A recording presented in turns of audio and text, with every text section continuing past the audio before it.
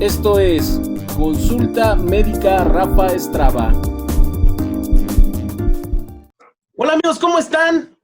Pues yo soy el doctor Rafael Estrada, este es mi canal Consulta Médica Rafa Estrada y en esta ocasión amigos tengo algo bien importante que decirles y que compartirles. ¿Saben?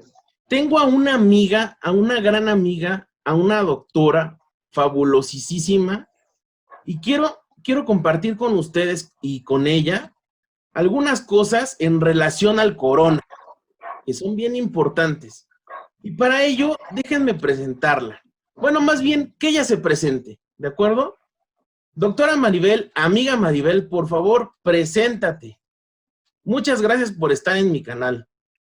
Al contrario, gracias a ti, Rafa. Pues buenas noches y gracias a ti, Rafa, por el tiempo y también por el espacio para esta breve plática que es el tema actual, ¿no? Soy la doctora Maribel García Camacho, soy egresada de la Facultad de Medicina de Ciudad Universitaria UNAM. Goya, caray. Goya. Y posteriormente hice la especialidad de Medicina Legal, la cual ejerzo desde hace 10 años. Actualmente, pues mi campo laboral es en la Secretaría de Salud, en la Dirección de Servicios Médicos Legales y en centros de readaptación social. Un poquito extra, pues me gusta mucho la docencia, entonces soy profesora titular de la asignatura de Medicina Legal de cuarto año en la Facultad de Medicina. Y actualmente estoy también cursando un diplomado de gerencia y los sistemas de salud en la FES Iztacala, también de la UNAM. Importante mencionar, no soy experta en este tema del coronavirus, pero agradezco mucho la oportunidad para poder platicar un poco de la experiencia que he tenido con estos pacientes y sobre todo porque es un tema novedoso y es el tema actual, ¿no? Muy bien, muchísimas gracias. Y déjame comentarte algo. Yo creo que ahorita, en la actualidad, nadie es experto en este tema. Se saben muy pocas cosas de tratamientos, de cómo tratar al paciente desde la parte física, que es lo importante en ese momento, la parte psicológica, todo lo que conlleva afuera de o en su entorno familiar, estar enfermo de esta novedad de enfermedad. Bueno, Así es. yo creo que vamos a entrar en el tema y quisiera, ¿Sí? por favor, que nos dijeras, ¿qué es el corona? Ok, bueno, los coronavirus son un grupo de virus, no son nuevos, ¿no? Definitivamente no es un virus nuevo. ¿A qué me refiero con los coronavirus? No son unos virus nuevos. Estos ya se habían descubierto desde la antigüedad, más o menos estamos hablando como de los años 60, ¿no? Y de estos conocemos dos más comunes. Estos tipos de virus generan diferentes infecciones que van desde una gripa hasta una neumonía, ¿no? Y los más comunes o los que más conocemos son el SARS, ¿no? Que causó esta enfermedad cerca del año del 2002, y el MERS, ¿no? Que es el del Medio Oriente, que estamos hablando de otra epidemia tipo gripa, que fue en el año aproximadamente del 2002. Pero si hablamos específicamente del coronavirus 2, entonces estaríamos hablando de un grupo de virus de ARN que fue identificado en China a finales del 2019, en el cual descubrieron que había un virus que causaba neumonías, que no era SARS, que no era MERS, y que no respondía al tratamiento habitual de estos dos tipos de virus. Entonces, lo que hicieron fue estudiarlo, lo determinaron como coronavirus 2, la OMS lo determinó así, como coronavirus 2, que causa un síndrome respiratorio severo, y entonces por eso se denomina como SARS-CoV-2. Y esto es lo que conocemos ahora como coronavirus 2, específicamente hablando de la enfermedad actual, ¿no? Correcto. Entonces, tenemos como SARS-CoV-2. Así es su SARS-CoV-2. nombre correcto. Por sus siglas en inglés, ¿no? Correcto. Síndrome respiratorio agudo severo o grave. O grave. Y el CoV Muy es bien. el coronavirus tipo 2. Exactamente. Y bueno, ¿cuál es la diferencia en decir coronavirus y decir COVID-19? Ok. Coronavirus, estamos hablando, como les acabo de mencionar, de todo el grupo de virus, coronavirus ARN, ¿no? Todo el grupo de virus. Y si nos referimos específicamente a la enfermedad actual, decimos COVID-19 porque estamos hablando, COVID-19 significa que tiene la enfermedad del coronavirus 2019, que fue descubierto en el 2019. Entonces, lo correcto en decir en enfermedad es COVID-19, no decir coronavirus, puesto que no estaríamos haciendo el específico, no estaríamos siendo específicos en decir que es COVID-19, sino un grupo de coronavirus que como ya les mencioné, ¿no? Correcto.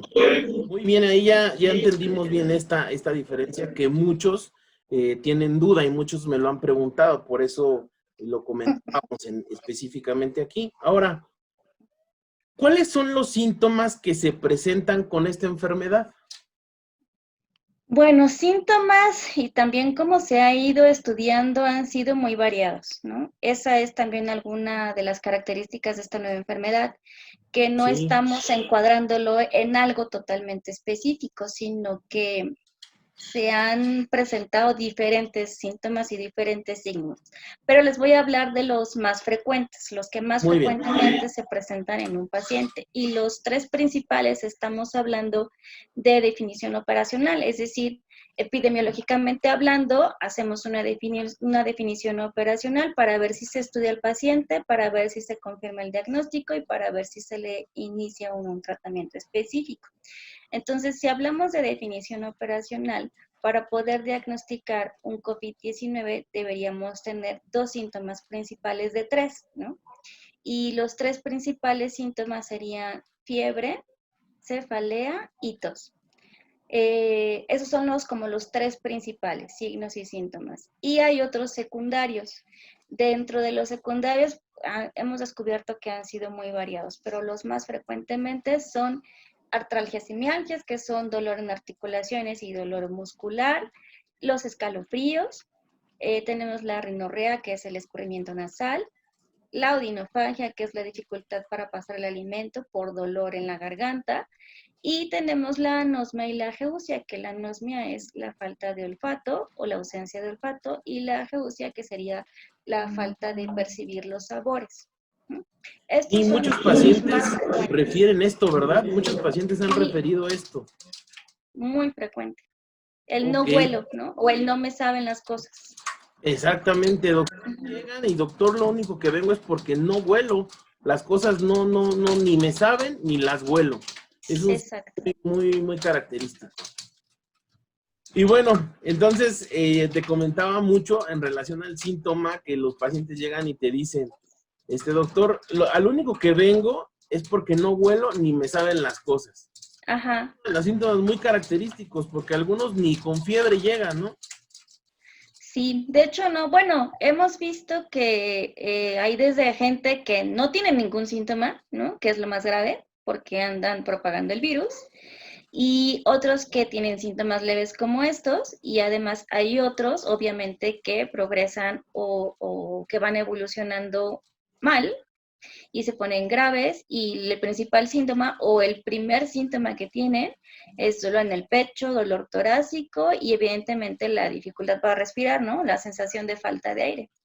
Sí. Eso es obviamente, también se presenta, sí es común, pero ya estaríamos hablando de un estado de gravedad, ¿no? Además, algo muy característico que no es nuevo, ¿no?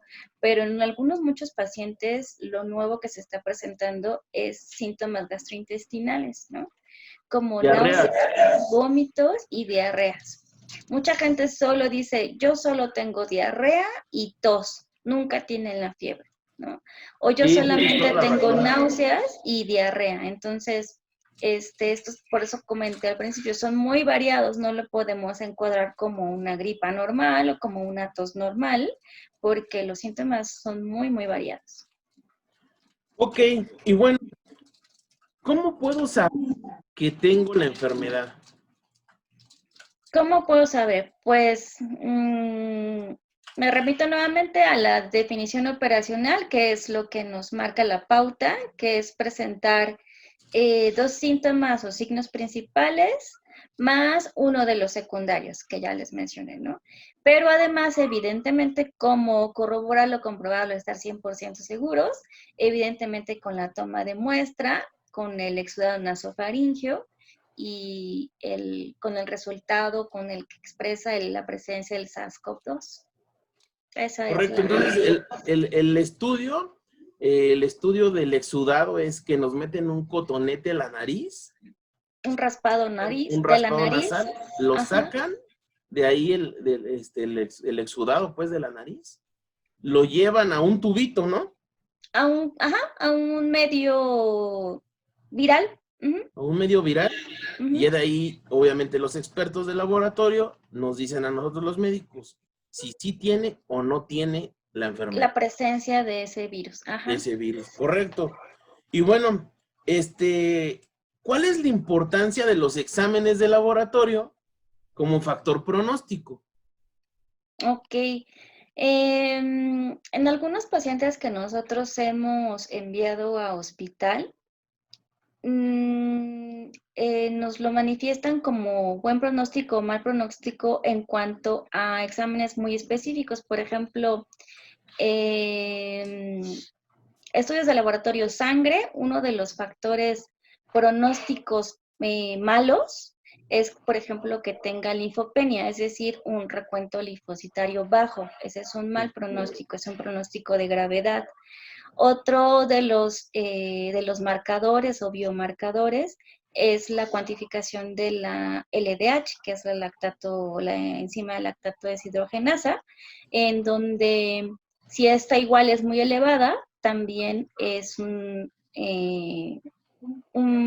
factor asociado con enfermedad grave.